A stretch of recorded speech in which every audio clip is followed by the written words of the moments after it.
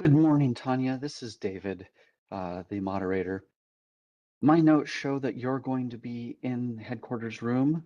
Uh, are you going to be participating via WebEx also, or instead of?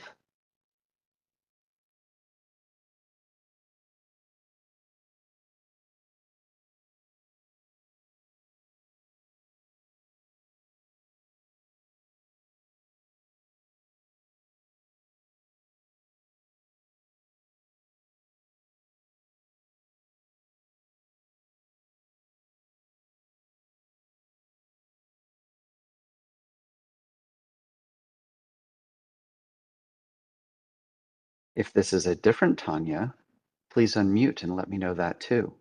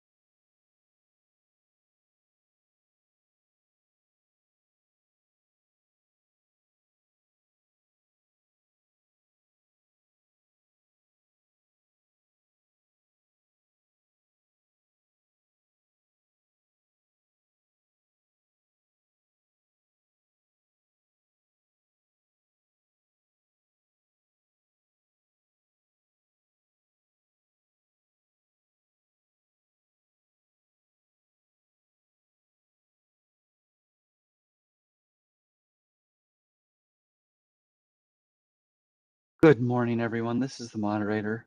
I want to thank you for your patience. We're running just a little bit behind, but we should get started shortly.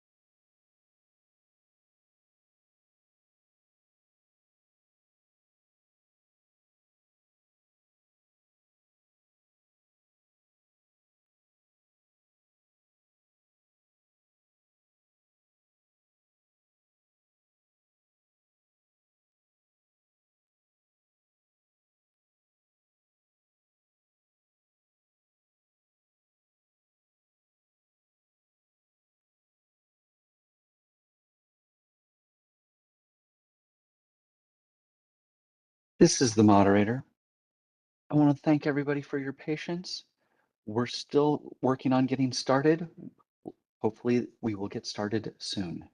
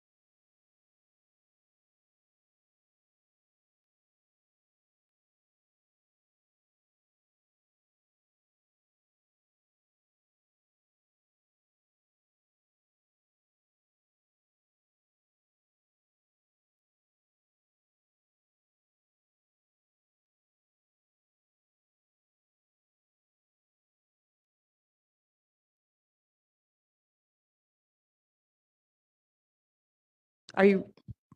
I was looking at you. I was making sure we connected. Good morning. Oh, everybody sounds so happy on a Monday morning at 10 something. Uh, all right, so we're gonna go ahead and ask Monica to call roll. Tanya Fairley, Present. Amy Fong, Present. Anthony Bertram, Michelle Edgar, Megan Ellis, Present. Yolanda Jimenez, Present. Steve Weeks, Present. Nikki Miller, Present. Maria Munoz, Present. Holly Mayfam, Present. Marla Melly, absent. We have a quorum. Thank you, Monica. Well, again, happy Monday, everyone. And thank you for everyone who's joining us in person and those that are listening online. Please note that public comments will be limited to 3 minutes and the board will not be able to respond to your comments. I also wanted to make special mention that today is Kelly Funk's last board meeting with us.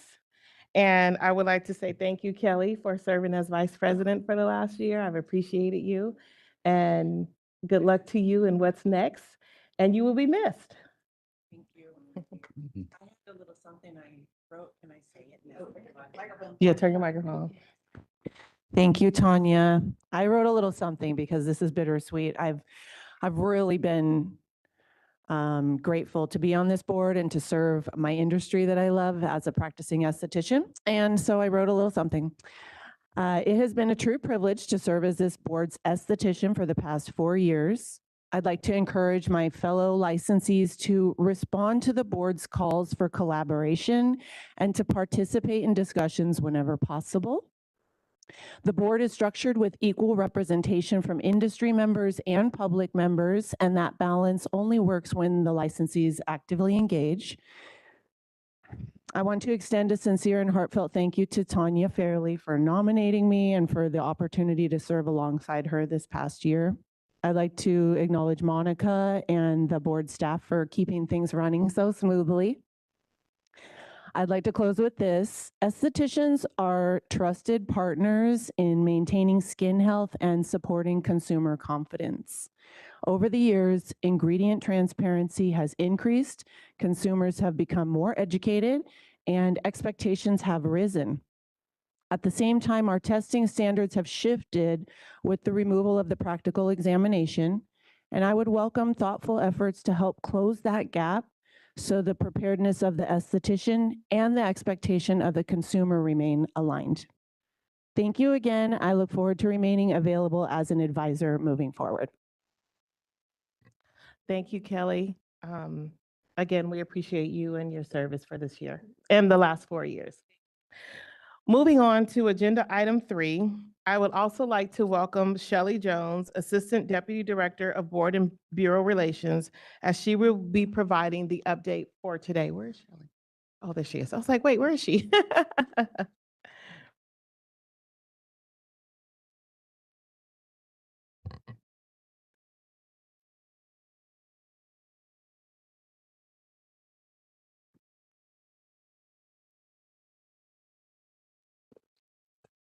Good morning. Morning. As mentioned, my name is Shelley Jones, and I'm with the department's Board and Bureau Relations. And I'd like to thank you for the opportunity to join you today to share some information from the department. On behalf of the executive team, we're excited to share that Chief Deputy Director Christine Lawley has been named the Acting Director for the Department of Consumer Affairs. She enters this role following the retirement of DCA Director Kimberly Kirkmeyer.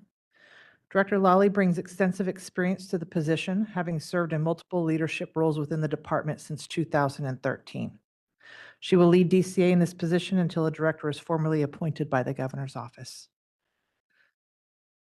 Last year, Governor Newsom took action to assist licensees affected by the Los Angeles fires and swiftly issued an executive order to allow a 1-year postponement of license renewal fees that were due for renewal between January and June of 2025 for survivors impacted by the fires. Last month, DCA began sending notices to licensees who chose this postponement option with a reminder about the 1-year postponement and renewal fee due dates.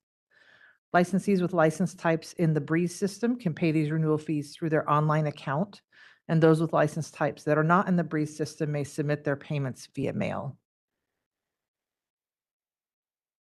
We've reported previously on the governor's reorganization plan. As you all may be aware, last year, Governor Newsom released his proposed 2025-26 state budget, which included a proposal to split DCA's oversight agency, the Business Consumer Services and Housing Agency, into two new state agencies. They would be called the California Housing and Homelessness Agency and the Business and Consumer Services Agency. After public hearings and review by the Little Hoover Commission, the governor's reorganization plan was enacted on July 5th of 2025. And as such, the new Business and Consumer Services Agency will become operative on July 1st of 2026 and will be responsible for consumer affairs, licensing, and enforcement. And DCA will be among the 8 departments within this new agency. DCA is continuing to participate in multiple work groups on the logistics required to transition to the new agency, and we will be keeping board and bureau leadership apprised throughout the several months ahead to implementation.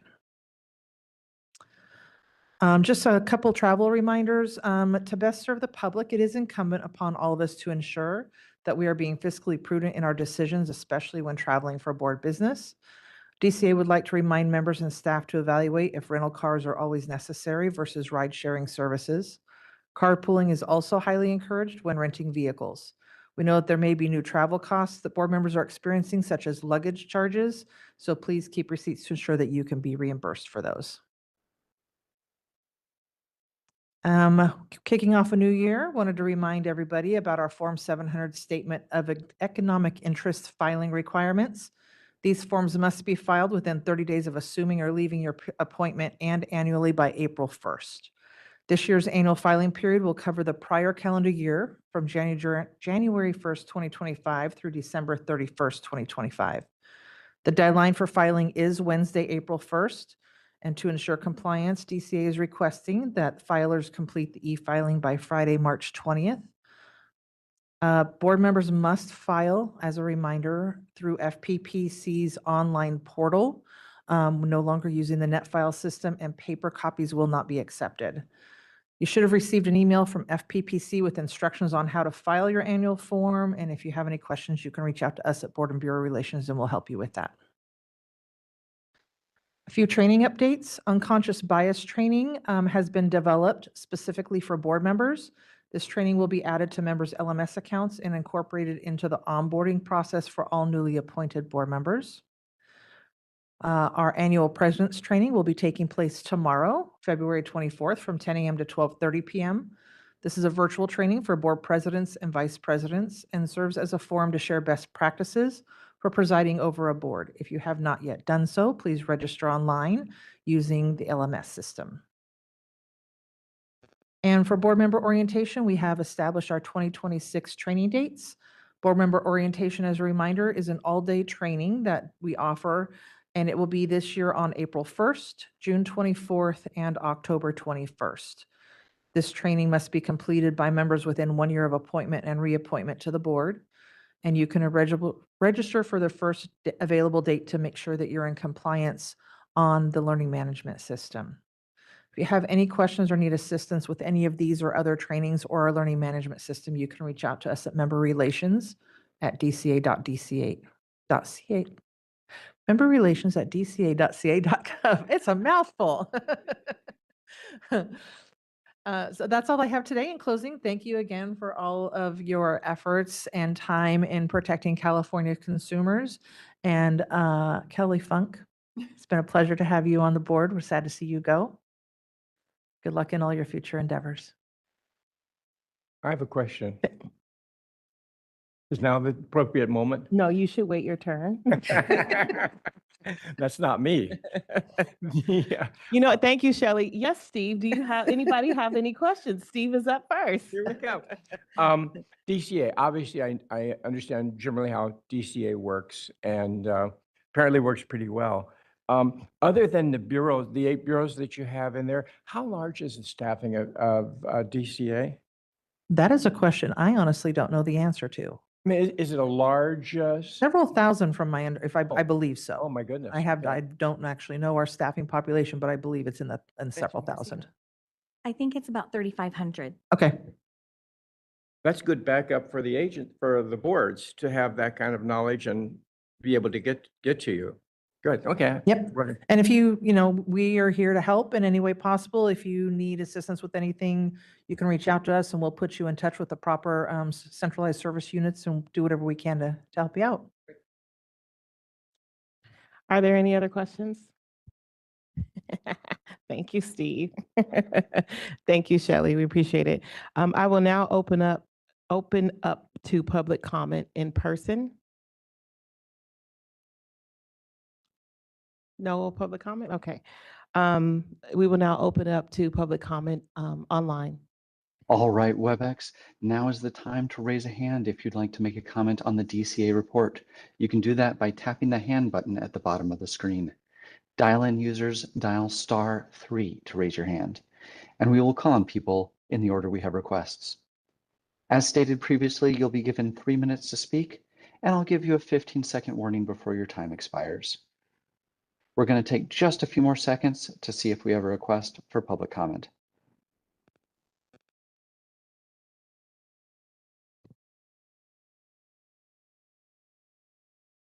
Seeing no request, do you wish to continue with the agenda? Yes, thank you so much. Thank you, Shelley. All right, moving on to agenda item number 4, annual election of officers. I would like to ask the board for any nominations for board president. I would like to nominate, let me turn my mic on here. So far, I've hogged the first part of this meeting. Okay, is it already on? Okay, now we go. Okay. I would like to nominate Tanya Fairley as president of our board. I second. Will you accept? I accept. Okay. Thank you, Steve. Gosh. Do you I'd wish- like to nominate Danielle Munoz as the vice president of a board. Is that what happens next? For, now that we have a motion and a second, and Tanya has so graciously accepted the duty again, as we have to make sure she's willing to serve. We'll make sure we go out for public comment and any more board discussion on the president. Make sure we don't have any more nominations for president, and then we'll do our vote, and then we'll move to our next office, but we'll come right back to you, I promise. That's okay. We got it. Do we have any other nominations for board president?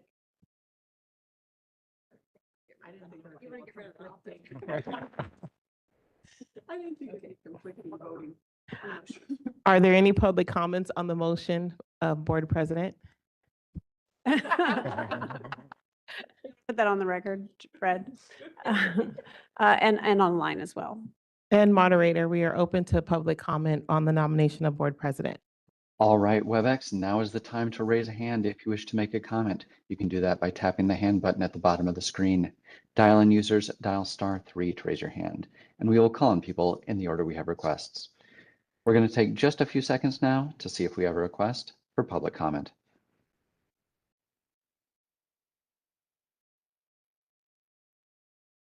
Seeing no requests, you wish to continue with the motion?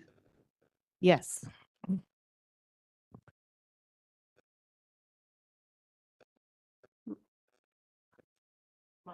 We're gonna do a vote. Tanya Fairley. Kelly Funk. Yes. Jimmy Bertram. Michelle Egger. Megan Miller.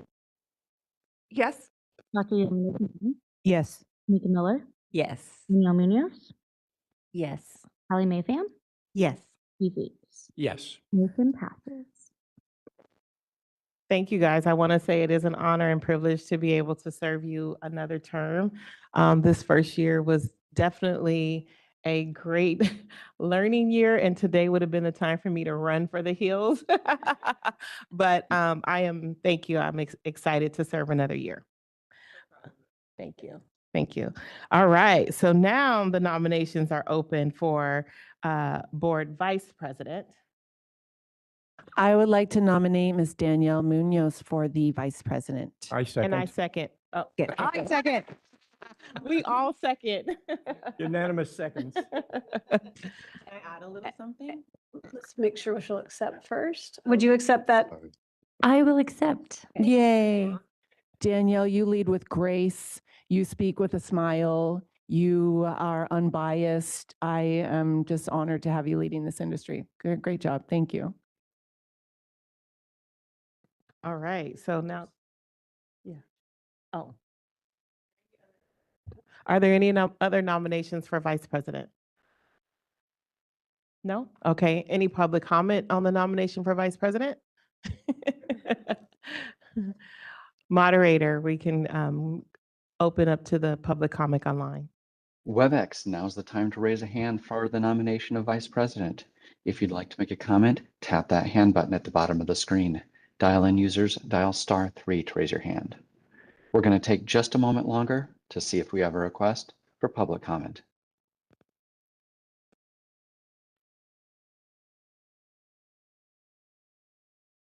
Seeing no request, do you wish to continue with the motion? Yes, thank you. Monica? Tanya Fairley, Yes. Lily Funk, Yes. Anthony Bertram, Michelle Edgar, Megan Ellis, Dr. Yolanda Jimenez. Yes. Tamika Miller, Yes. Neil Munoz, Yes. Callie Mayfan, Yes. Steve Weeks. Yes. Motion passes. Yay. All right. Before we move to, right? Moving right now. Before we move to agenda item number 5, I wanted to address one more thing. Colette Kavanaugh has completed her term serving on the board, and I would also want to take the moment to thank her for her service, which is why she's not here today. Yes, all right. All right, thank you, Monica. Moving on to agenda item 5, review and possible approval of 2026 board member guidelines and procedure manual. I was gonna say Christy just that fast. Marcy, you're up. Ready? Okay. So, good morning, everyone. So for the update for the board member guidelines, we've updated the addition to the 2026 edition. And then we just had a couple of other changes. We reorganized the standing committees listed so that they're in alphabetical order. We updated the defensive driver training link so you can get to the right place when you need to take that. Super important. And we also, another important thing, updated the travel reimbursement rates for your mileage from 67 cents per mile to 72.5 cents per mile. All right, that's all the updates for that. They need to be approved. No, I gotta find my notes. Yeah. Do we have a motion to approve? This is Callie Mayfam. I move to approve the 2026 Board Member Guidelines and Procedures Manual. And I second Tanya Fairley.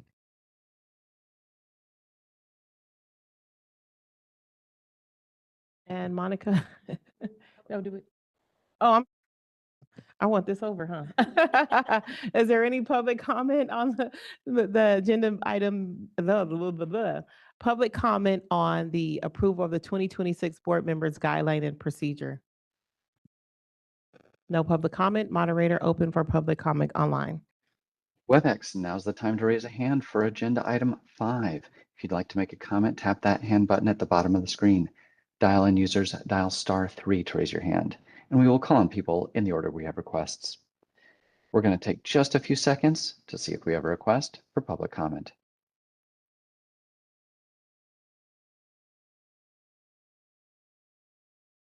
Seeing no request, you wish to continue with the agenda? Yes, thank you. Monica, now we ask that you call roll. Tanya Fairley, Yes. Danielle Munoz, Yes. Anthony Bertram, Michelle Edgar, Megan Ellis, Yes. Lily Funk, Yes. Dr. Yolanda Jimenez, Yes. Tamika Miller, Yes. Callie Mayfan, Yes. Steve Weeks. Yes. Motion passes. All right. Next on the, 1 second.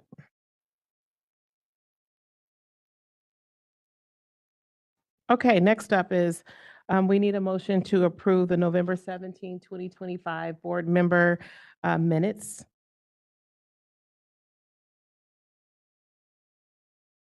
First, does anybody have any edits or any other suggested changes to those minutes? Okay. I motion to approve the minutes from November 17th, 2025. Thank you. This is Danielle. I second. Thank you. I will now open up to public comment in person. No public comment. Moderator, please open to public comment online. All right, WebEx, we are open for public comment on agenda item 6. If you'd like to make a comment, tap that hand button at the bottom of the screen. Dial-in users, dial *3 to raise your hand, and we will call on people in the order we have requests. We're going to take just a few seconds to see if we have a request for public comment.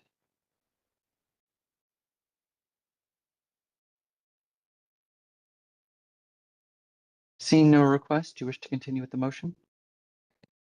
Yes, thank you, moderator. Monica, please call roll. Tanya Fairley, Yes. Danielle Munoz, Yes. Anthony Bertrand, Michelle Edgar, Megan Ellis, Yes. Lily Funk, Yes. Dr. Yolanda Jimenez, Yes. Tamika Miller, Yes. Hallie Mayfam, Yes. Steve Weeks. Yes. Motion passes. Thank you, Monica. Moving on to agenda item 7, I will now hand it over to Carrie. Good morning. Today for our administration and operations update, we have filled our vacant administration and operations unit supervisor 1 with Emily Whaley. She's returning to us and we're happy to have her back. We have 1 current vacancy, which is an analyst 3 or SSM1 specialist to serve as the board's regulation specialist. You may notice throughout the agenda that we have 2 different names for a lot of the positions. CalHR implemented a generalist classification consolidation project in January of 2026. And so a lot of the classifications have been renamed. So until we get used to them, we are having the current name, which in this vacancy update was Analyst 3. With the previous name, which was a SSM1 specialist. So you'll kind of see that throughout the report until we get used to it. So it's just a little adjustment for everyone. And then for staff training, we had a leadership empowerment work group the beginning of December, where all of our managers got together and had training and lunch, and it was a really good day for team building. For the budget, we are in a surplus currently, and our months in reserve is 19.9 currently. Does anybody have any questions on admin or budgets? I have a question. Actually, what I have is informational involving DCA and how we work together. I assume our board does not have a staff controller or accountant as a position? No. Okay, so in that case, DCA basically does all of the work from deposits through receivables and payables and everything for our board? They automatically make some of our payments, and some of the bills come through us. We do have a staff person that is like our budget person. Oh, Who okay. kind of make sure that things are getting paid and whatnot. So it's kind of a joint effort, but more on the side of DCA. Gotcha. Gotcha. Again, I think that's great. We couldn't hire the staff with the background to do what we wanted to do financially, where DCA not there. Right. So that's okay. But I just didn't know how they report. Do they report in daily of balances in accounts and payables done? No. And even the spreadsheets that we get Right. spreadsheets every month that are updated, but we don't get projections every month Right.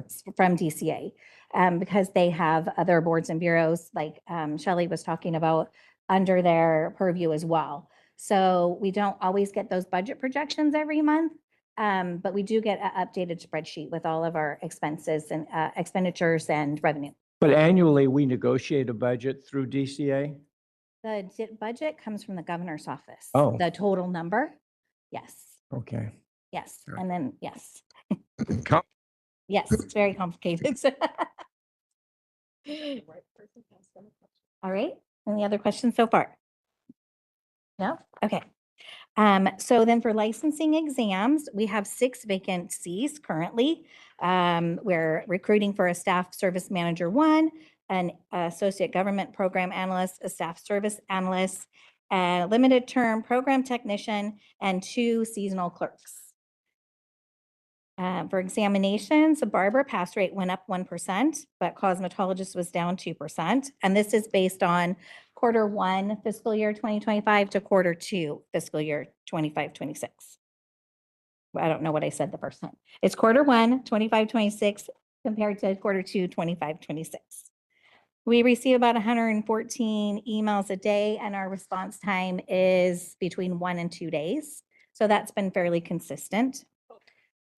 I'm sorry, Carrie. How are we have a Q2 comparison when we're not in Q2? We are in Q2. We're currently in Q3.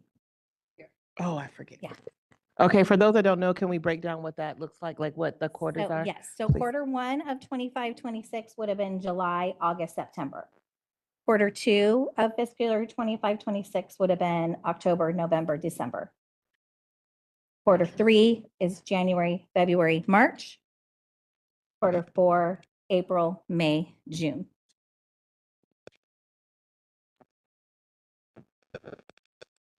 Thank you. Okay. All right.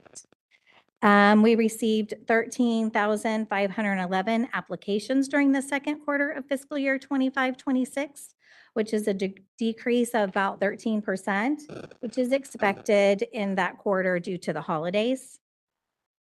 The establishment applications received remains consistent with previous years, as you can see in the chart.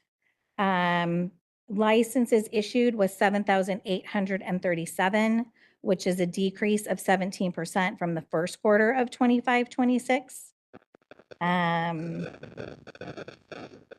And our current license population is 664,120. The next page shows the applications received by application type. And then we come into our written exam portion of the program. And you will see that overall, barbers are at 58% pass rate, cosmetologists 62%, estheticians 77%, as well as manicurists. Electrologists are at 67%, and hairstylists are at 50%. By pathway to licensure, the apprentice program continues to have an overall pass rate of 40%. The barber is 43% for apprentices compared to school pass rate, which is 62%. And cosmetologists for apprentices is 36%, and for schools is 66%. Out of country, it has an overall pass rate of 43%.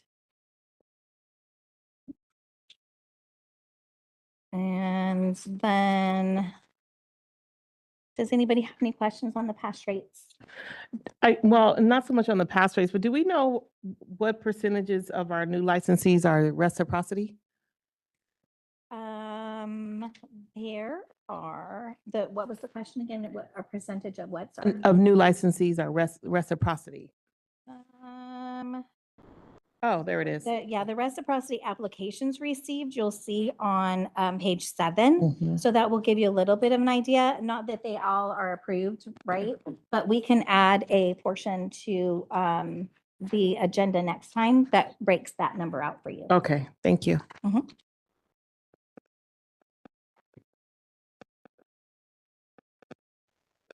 Okay. Let me see what else we got here.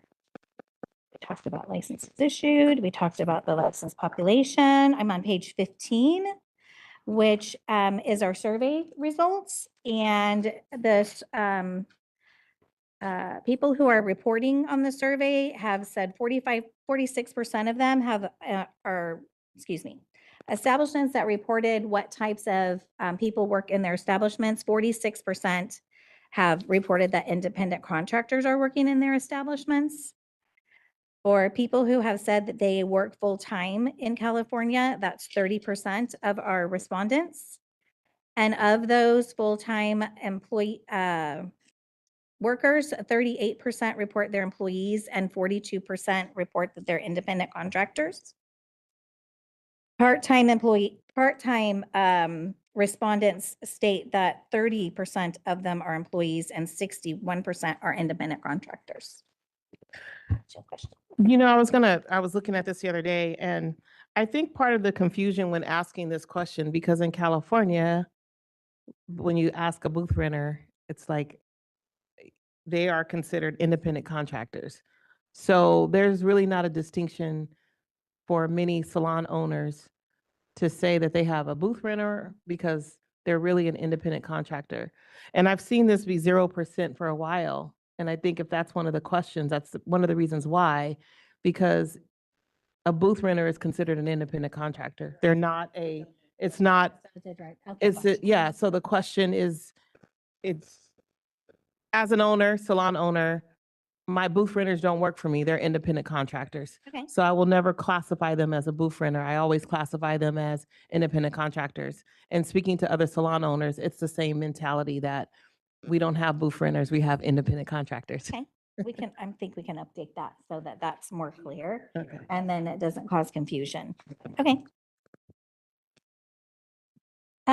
And then for DRC, we have 117 pending in the south and 47 pending in the north.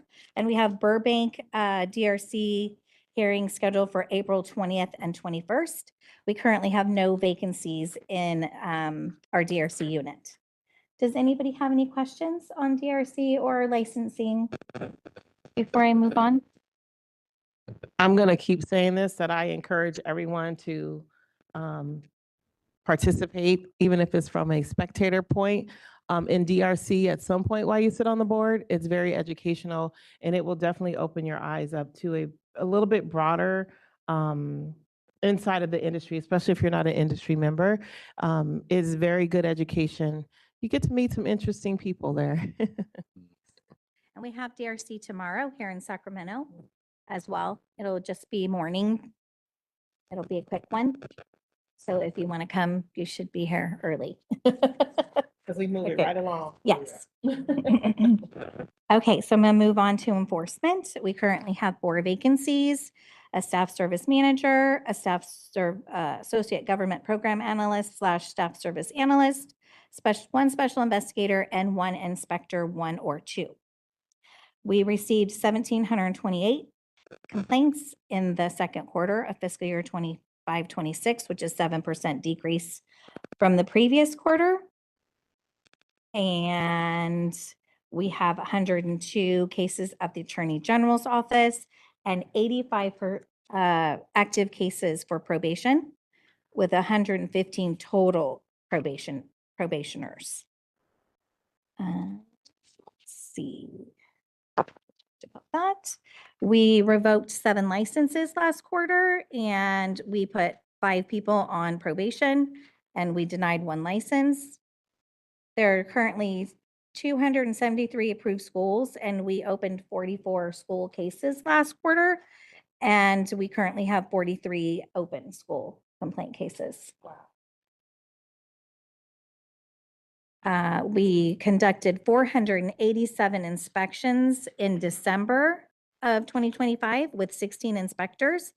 Our days to process our citations is 1, which is fabulous, which we should always expect now. Our new mobile inspection program is working fabulously, if I do say so myself. We still have some bugs we're working out, but it's moving along really nicely. In the quarter 2 of fiscal year 25-26, we issued 1,203 citations. And there was a total of, in that quarter, there was 1,517 inspections total. So the previous number I gave was just for December, but for the total quarter is 1,517 inspections. The request for payment notices, we sent out 1,573 requests for payment notices last quarter, which is on trend for what we've been doing. And our bucket is down to, I think, 200 of our older ones. And so we are almost caught up to where we are just working on current requests for payment notices. So that process is working fabulously. And then for payment plans, we have 158 currently, which is an increase from the previous quarter, which is great. I don't think enough people take advantage of that program. If your fine is over $500, you are eligible for a 12-month payment plan. We did have to cancel 17 of them last quarter, which is unfortunate because people were not complying with the payment plan agreement that they signed. And then that prevents them from having a payment plan in the future. Can I make a quick statement? It's really amazing when you think about it, of our 55,000 or whatever it is establishments, and then the giant number of licensees we have, that where disciplinary outcomes are so few. I mean, we're talking about problems in our industry that we've been able to pinpoint of the 1/100% of our total population, which can be viewed as being very positive, that the general population, licensed population, is adhering to everything that's needed. Yeah. They do. They take our notes when they're educated in the field. They learn when they get cited for the most part. The majority of people that are disciplined have been, or sent to the AG's office for discipline, have been cited multiple times for the same violation. And that's why they're going to be disciplined. Consumer harm cases are up a little bit, but we're hoping with the increased discipline and visibility that those will go back down. But yes, for the percentage of people that are disciplined for the population that we have, we're very lucky. Yes. Okay. All right. Any more questions on enforcement? No? Okay. So outreach update, we went to Premier Anaheim Trade Show on February 1st and 2nd. Tanya joined us there. It was a fabulous show. We had a great time. Listed below that are our listservs.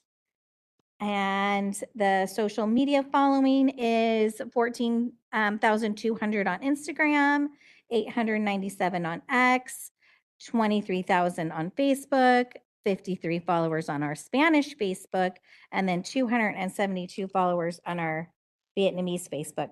I'm always hoping those numbers will go up, everybody out there.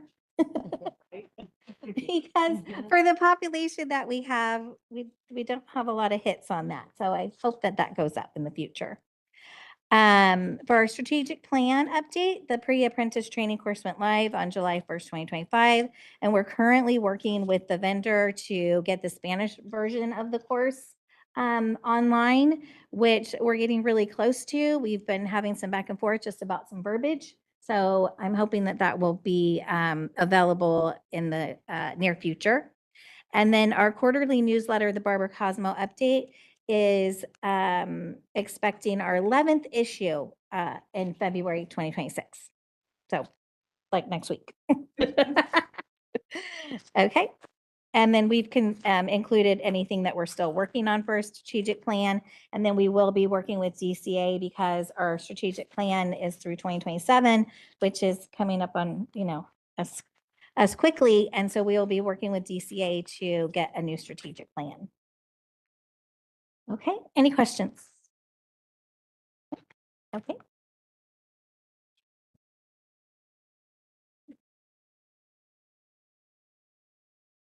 I know, I'm sorry. I was making sure I didn't have any comments there. Okay.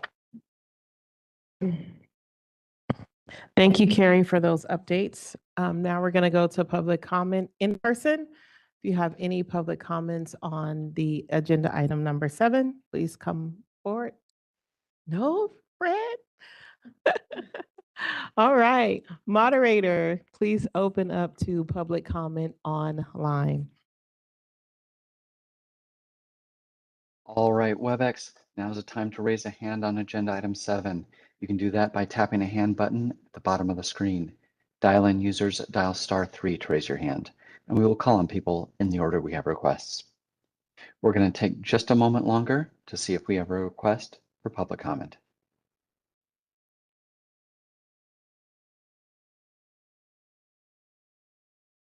Seeing no request, do you wish to continue with the agenda? Yes, thank you. Yes, thank you. I can move on to 8, right? Yes. Okay. Moving on to agenda item number 8, update on our 2026 sunset review process. I will turn the meeting back over to Carrie. Okay, so for our sunset, our meeting is scheduled for Tuesday, March 10th, which is coming up really quickly. Next week, we'll be working with DCA to do a mock hearing. So we're super excited about that. I will be attending that. Yes, and then after we have the hearing, we're going to have to respond to any questions that the legislature has. And those will need to be approved by the board before we send them back. And I believe we have 30 days. So just kind of put in the back of your minds, we might be having a board meeting very early April. Okay? Okay. And that's my update for the board meeting.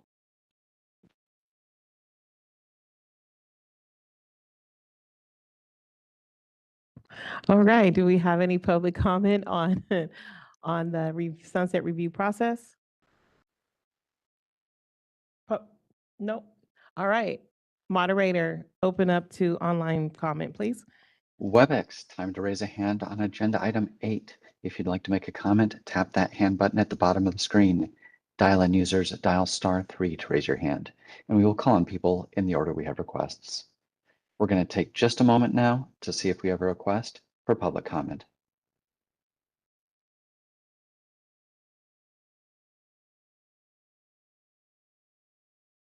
Seeing no request, do you wish to continue with the agenda?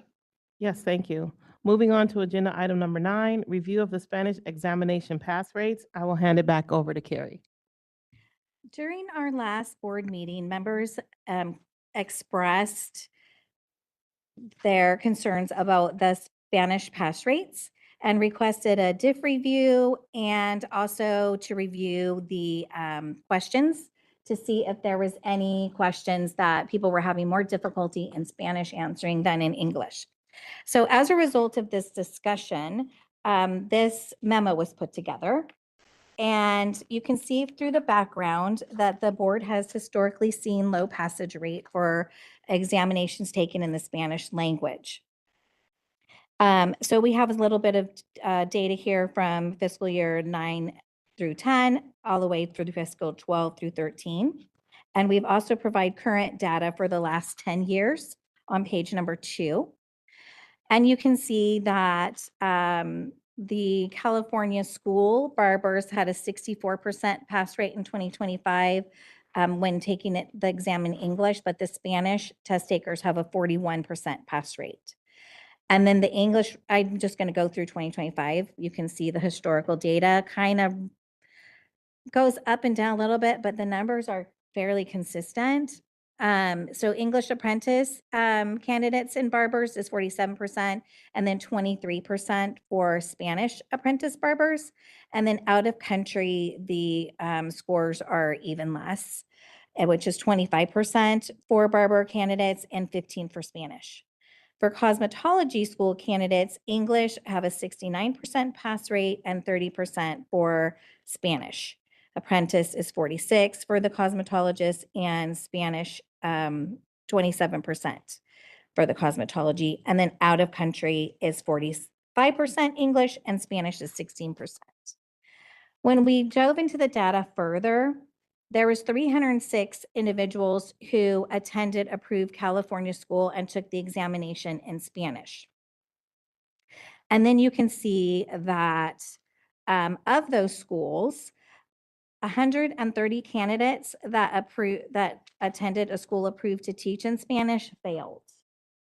So even though they went to a school that taught in Spanish, there were still 130, which is almost 50% failed. And 62 attended a school that's not approved to teach in Spanish of those that failed. And then of those that failed, 7 attended a school that's now closed. And then 15 of the 306 went to a public school that failed. Mm. 63% of cosmetology candidates that took the examination in Spanish attended a school approved to teach Spanish, and 61% of the candidates that failed the Spanish exam attended a school that was approved to teach in Spanish. And for barbering, 189 individuals went to approved school and took the exam in Spanish. Of those, 42 attended a school that was approved to teach in Spanish, but they still failed. 65 of those that failed attended a school that's not approved to teach in Spanish, and 4 attended a school that's now closed, and none of the barbers that failed attended a public school. 55% of barber candidates that took the examination in Spanish did not attend a school that was approved to teach in Spanish. It's unknown if these schools are teaching in Spanish without approval from BPP, or if the education that is being taught in English and the candidate is choosing to take the exam in Spanish, right? So the board does not have any information on whether apprentices are taking the exam in Spanish receive any of their education in Spanish. And then for PSI, so the diff review, the differential item functioning study was performed by PSI, who's our exam vendor.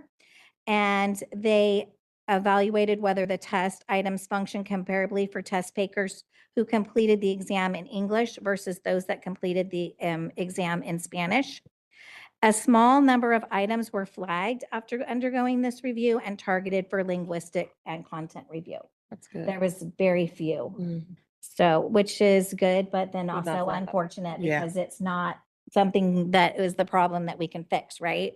And I think that that was our biggest issue, was one of the things was making sure that the language was transferable into common Spanish, not, conversational Spanish yeah. So, I mean, I saw this and I thought, but And unfortunately, every time that we have looked at the data for the Spanish, we go into it like, okay, maybe this is where we can find a problem. Maybe this is where we can find the problem. And every time it's like, no, there's no smoking gun, unfortunately.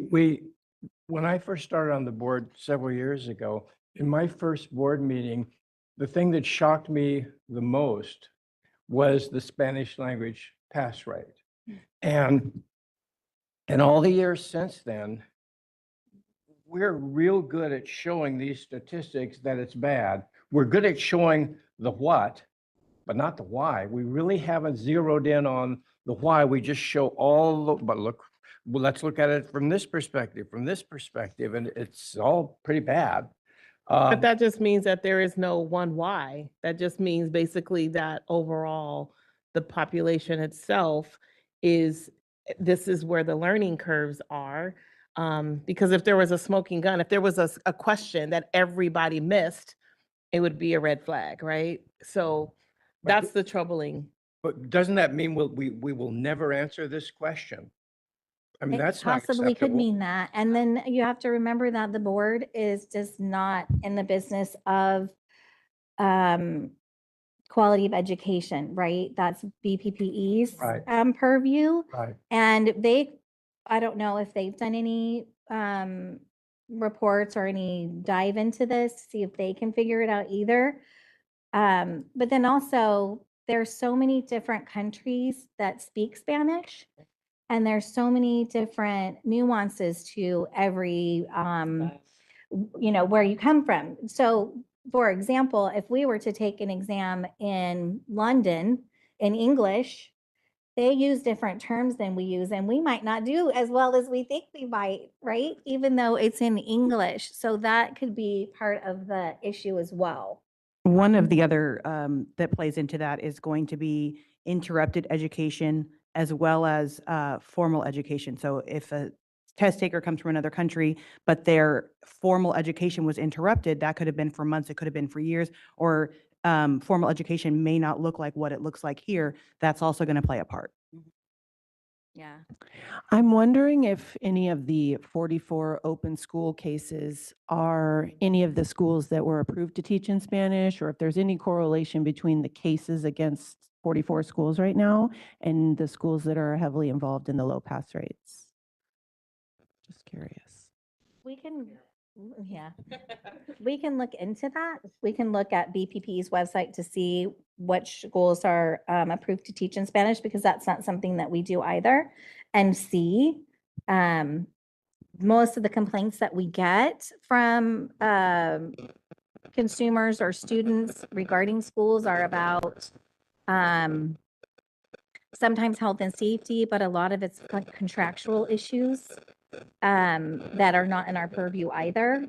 And so rarely do I recall seeing a complaint that alleged that a Spanish speaker wasn't getting the education that they thought they should. But then they might not know who to complain to either, right? So Wouldn't, that wouldn't could they be come, another wouldn't they issue. come to both? So maybe we should talk to them more about what are they seeing? What's their reasoning for these low numbers? Can they be blamed on the school?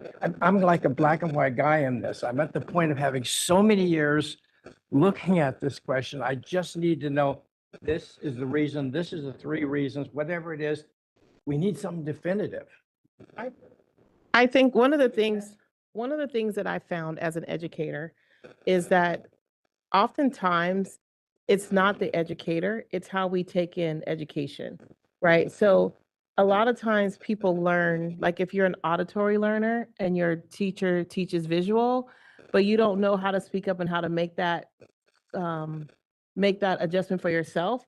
So you just kind of go along with it.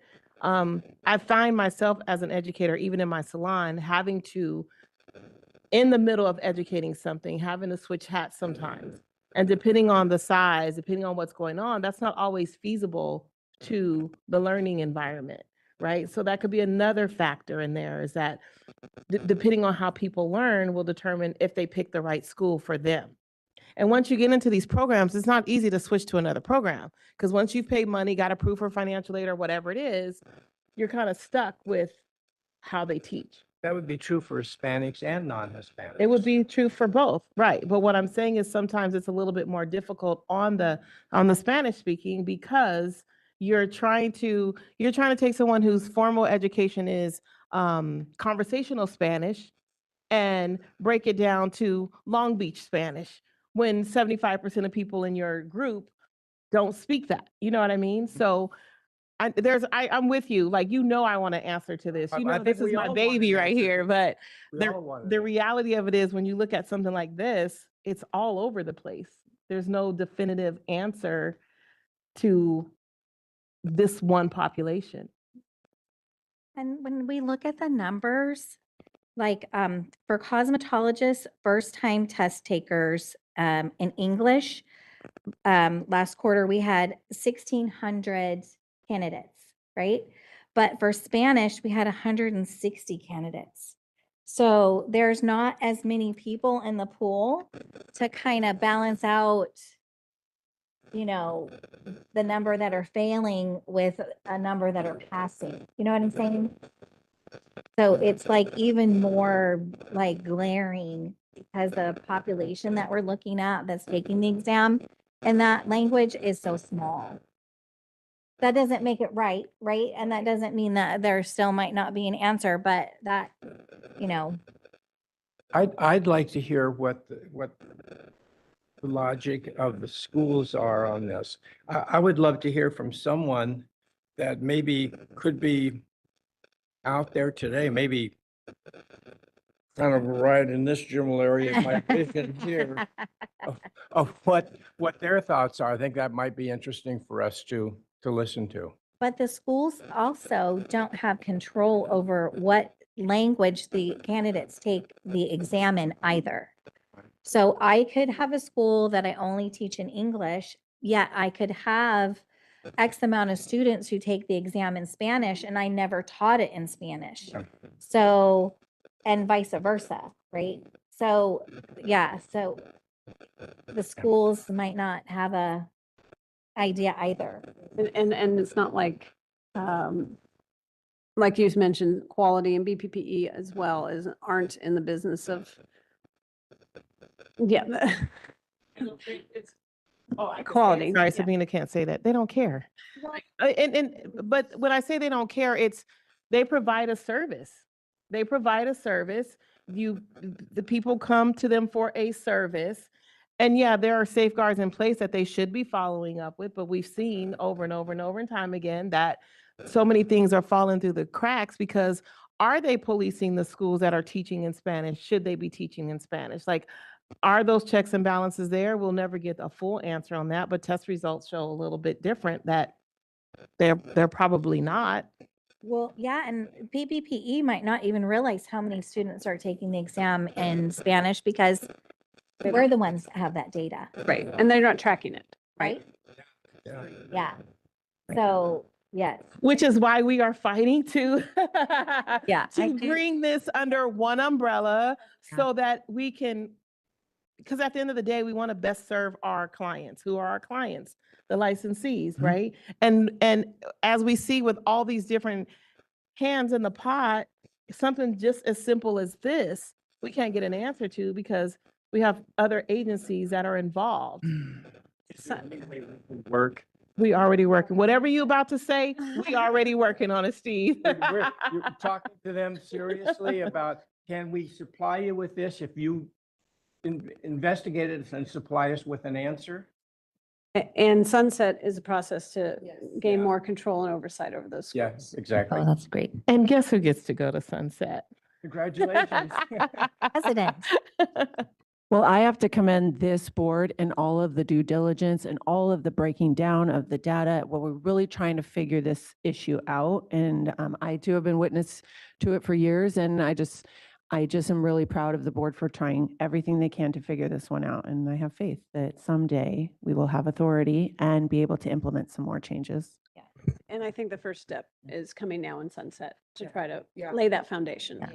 I Be really, one of our biggest arguments yes. at sunset. I assume it is.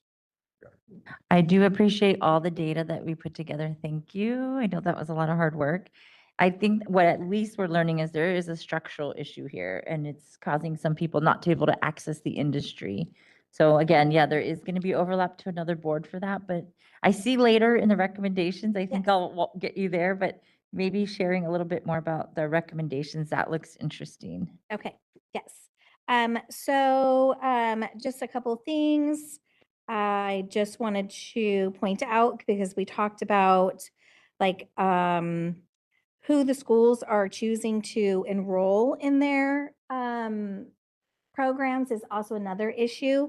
They should be admitting students that are qualified or who appear to have a reasonable prospect of completing the program. So they do have an obligation there. Also, the schools do, right? To have students who will be successful, right? And that falls under BPPE. That falls under BPPE, that's correct. And part of that's very difficult for us to have a hand in, right? If they're not, and we also don't know how they use, what tools to evaluate that. Well, for for-profit, they're for-profit schools, so you know where they're going to come out. Yes. And I think that's what makes it even more difficult, right? It's like we know that this standard of or the process exists, but we also know that the process doesn't exist, right? So again, which is, yeah, right. I couldn't have said it better, Sabina. But which is what makes it so difficult, which is why when I started this plight years ago, just my heart goes out because we have some people who really could benefit from the program, but the oversight is lacking. And because the oversight is lacking, the schools aren't being held responsible for quality of education, for the vetting process.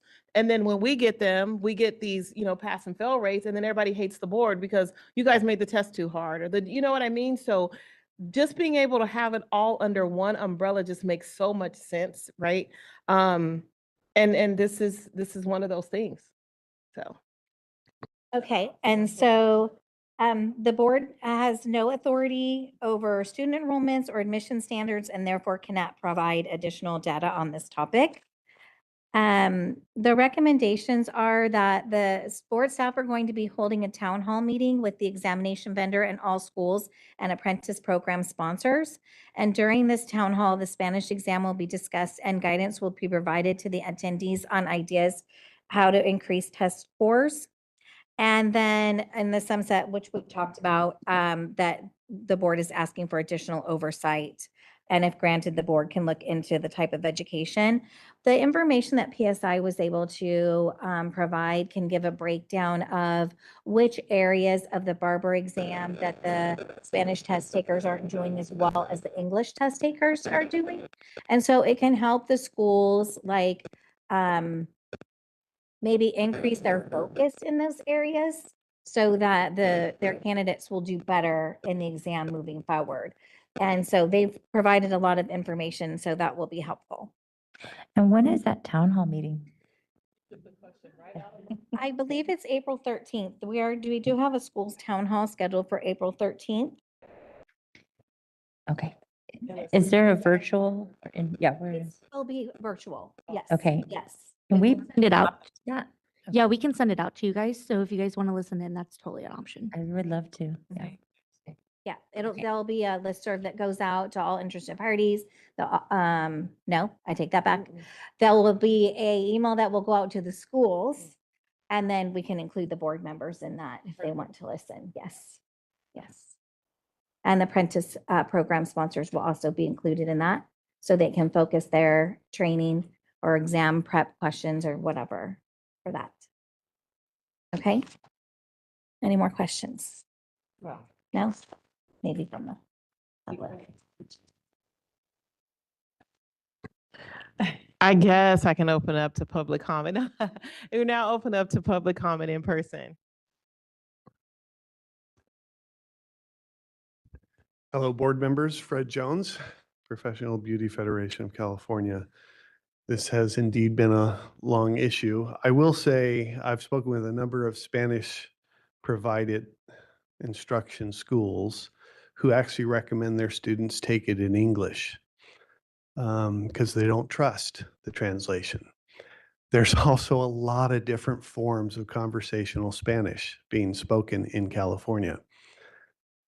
So there are issues beyond our control in doing this. I will say historically, before some of you all of you were on the board, in fact, we used to have aggregate scoring of our licensing exam.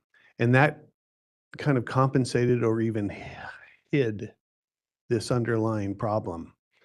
I'm not sure I'd call it a literacy problem, but it's a problem to get written language that all Spanish students can understand. And it's not just understand the language, but translate it into barbering and cosmetology speak. There are procedures and other things that are really unique to our industry, that there aren't very good words or phrases in Spanish that we use and we take for granted, those of us in the industry every day. But so historically, when we had aggregate scoring, these students still ended up passing because their practical scores made up the difference. And the statute, which is still in the book, says for purposes of scoring the licensing exam, practical demonstration shall prevail. Actually, it's no longer on the books when we did away with the practical exam. But that's how the law was written, because it was an acknowledgement that this is a dexterity, hands-on based artistic industry. It's not accountants and lawyers. And so we lost that focus when we gave up the practical exam and when we gave up weighting the practical exam more than the written exam. So that's kind of the history, but taking a big step back, you have a bunch of students spending money and a lot of time, and a majority of them can't get licensed after all of that money and time. That's a big problem. This board, through its examination process, sends a lot of money to PSI. I remember NIC, when you were contracting with them, 30 would seconds. bring people here and you could ask them questions. You should demand the same now of PSI.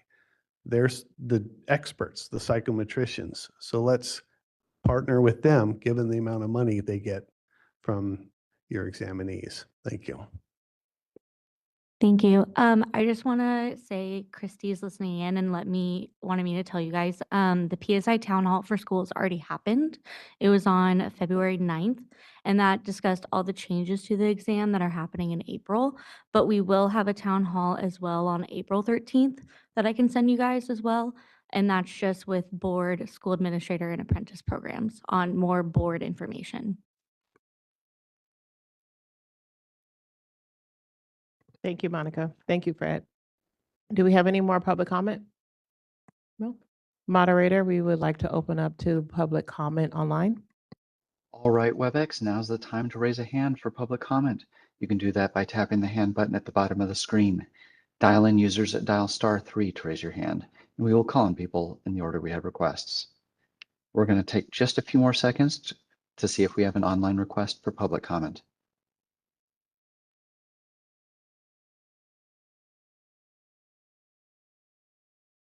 Seeing no online requests, do you wish to continue with the agenda? Yes, thank you. Moving on to agenda item number, we're on 10, right? Yes, 10. I will turn the meeting back over to Carrie. Okay. For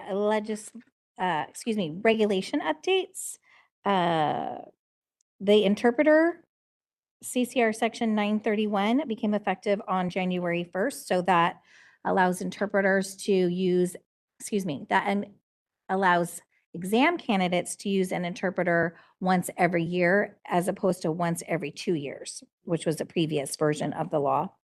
The disciplinary guidelines, the final regulation proposals being drafted by staff. The 991 for reciprocity regulation proposals being prepared by staff.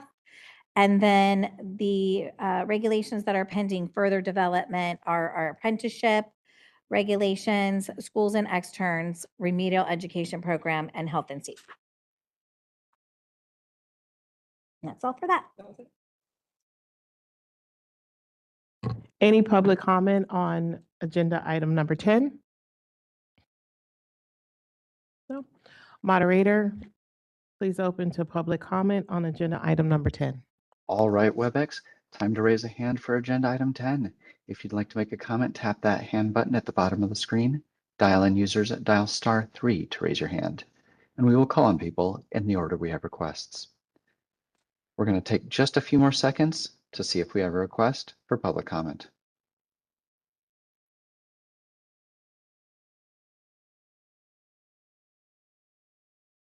Seeing no requests, do you wish to continue?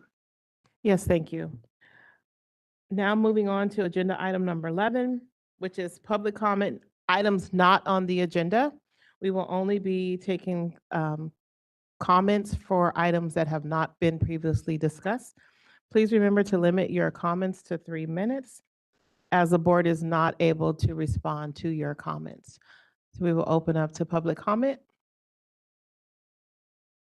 No public comment in the audience. All right, moderator, open to public comment online, please. All right, WebEx, we're open for public comment on agenda item 11. If you'd like to make a comment, please raise a hand by tapping that hand button at the bottom of the screen. Dial in users at dial *3 to raise your hand, and we will call on people in the order we have requests. We're going to take a few more seconds to see if we have a request for public comment.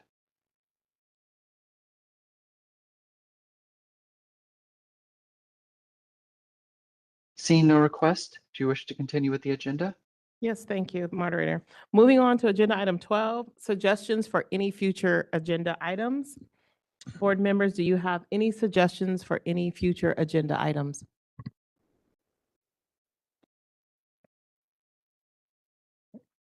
Nothing? Please don't. All right. Thank you. Now that the board is silent today, this is a first in probably 4 years that it's been. Before we adjourn though, could I say something? I was going to open up to public Oh, before we okay, adjourn. go ahead. Go do that. Is that okay? I like to jump in. Do we have any public comment for future agenda items that are not on our list? Moderator, will you please open up to public comment? All right, WebEx, if you have a suggestion for a future meeting, please raise a hand by tapping that hand button at the bottom of the screen. Dial-in users dial *3 to raise your hand, and we will call on people in the order we have requests. We're going to take just a moment longer to see if we have a request for public comment.